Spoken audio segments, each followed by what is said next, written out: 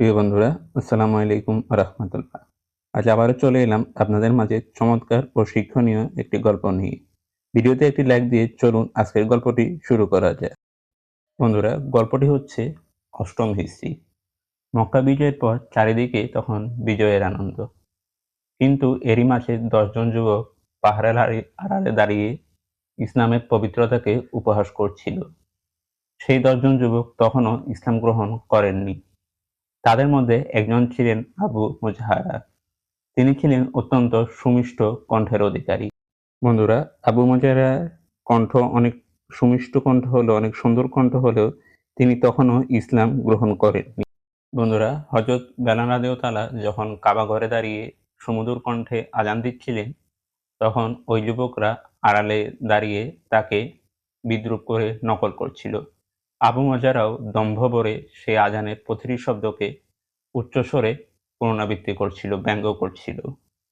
বন্ধুরা, এরপর ওই যুবকের বিদ্রূপের আওয়াজ নবী করিম মুহাম্মদ সাল্লাল্লাহু আলাইহি ওয়াসাল্লামের কানে পৌঁছে। রাসূল সাল্লাল্লাহু আলাইহি ওয়াসাল্লাম সাহাবীদের পাঠালেন সেই যুবকদের ডেকে আনতে। আবু মুজহারা তো ভয়ে অস্থির হয়ে উঠলেন। ভাবলেন, আজ হয়তো তার রক্ষা নেই। কিন্তু প্রিয় বন্ধুরা, রাসূলুল্লাহ সাল্লাল্লাহু আলাইহি ওয়াসাল্লাম তো রহমাতুল লিল আলামিন। অতঃপর রাসূলুল্লাহ সাল্লাল্লাহু আলাইহি ওয়াসাল্লাম সেই বালকদের ধমক দিলেন না, বরং শান্ত স্বরে বললেন, আমি শুনলাম তোমাদের মধ্যে একজনের কণ্ঠ খুব সুন্দর। সে কে? বন্ধুরা সবাই আবু মুজহারার দিকে আঙ্গুল তুলল।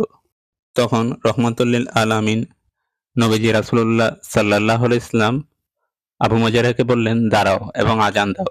আবু মুজহারা অনিচ্ছা সত্ত্বেও আযান দিতে শুরু করলেন। আযান শেষে নবীজি সাল্লাল্লাহু আলাইহি ওয়াসাল্লাম তার হাত মোবারক আবু মুজহারার কপালে রাখলেন এবং বুক পর্যন্ত বুলিয়ে দিলেন। এরপর তার জন্য দোয়া করলেন।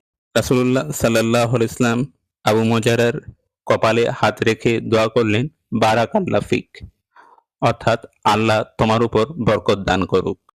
এরপর প্রিয় বন্ধুরা, রাসূলুল্লাহ সাল্লাল্লাহু আলাইহি ওয়াসাল্লামের হাতের ছোঁয়ায় আবু মুজহারার বুক থেকে ইসলামের প্রতি ঘৃণা মুছে গিয়ে ভালোবাসার জোয়ার বইতে শুরু করল। তিনি কেঁদে বললেন, ইয়া রাসূলুল্লাহ সাল্লাল্লাহু আলাইহি ওয়াসাল্লাম, আমি ইসলাম গ্রহণ করতে চাই। রাসূলুল্লাহ সাল্লাল্লাহু আলাইহি ওয়াসাল্লাম তাকে শুধু ক্ষমাই করলেন না, বরং একটি থলিতে কিছু রূপা দিলেন এবং আদেশ দিলেন, যাও, আজ থেকে তুমি মসজিদুল হারামের মুয়াজ্জিন। প্রিয় বন্ধুরা, দেখুন গল্পটির ভাবার্থ কত সুন্দর। যিনি আযানকে ব্যঙ্গ করতে এসেছিলেন আল্লাহর নবীর স্পর্শ ও ভালোবাসায়, তিনি হয়ে গেলেন প্রধান মুয়াজ্জিন। দীর্ঘকাল তিনি এ পবিত্র দায়িত্ব পালন করেছিলেন। এমনকি তার কপালে নবীজির ছোঁয়া লাগা সেই চুলগুলো কখনো কাটেননি। এখানে যদি রাসূলুল্লাহ সাল্লাল্লাহু আলাইহি ওয়াসাল্লাম সেই বালকটিকে ধমক দিতেন, তাহলে হয়তো সেই বালক আবু মুজহারা আরো বিগড়ে যেতেন। কিন্তু প্রিয় বন্ধুরা, রাসূলুল্লাহ সাল্লাল্লাহু আলাইহি ওয়াসাল্লাম তো রহমতের নবী, রহমাতুল লিল আলামিন। আবু মুজহারাকে রাসূলুল্লাহ সাল্লাল্লাহু আলাইহি ওয়াসাল্লাম ধমক না দিয়ে তার জন্য হেদায়েতের দোয়া করেছিলেন। এই গল্প থেকে আমাদের শিক্ষা কি? এই গল্প থেকে আমাদের প্রথম শিক্ষা হচ্ছে, কারো ভুল বা বিদ্রূপের জবাবে কঠোর না হয়ে দয়া ও মমতা দেখালে অতি বড় শত্রু পরম বন্ধুতে পরিণত হতে পারে। ২ নম্বরের শিক্ষাটি হচ্ছে, রাসূলুল্লাহ সাল্লাল্লাহু আলাইহি ওয়াসাল্লাম আবু মুজহারার বিদ্রূপের মাঝেও তার সুমধুর কণ্ঠের প্রতিভাকে খুঁজে বের করেছিলেন। অর্থাৎ মানুষের নেতিবাচক দিক না দেখে তাদের ভিতরের ভালো গুণটিকে গুরুত্ব দেওয়া উচিত। আর সর্বশেষ ৩ নাম্বার শিক্ষাটি হচ্ছে, শাসন করে মানুষকে ভয় দেখানো যায়, দূরে সরানো যায়, কিন্তু ভালোবাসা দিয়ে মানুষের মন জয় করা যায়, যা দীর্ঘস্থায়ী পরিবর্তন আনে।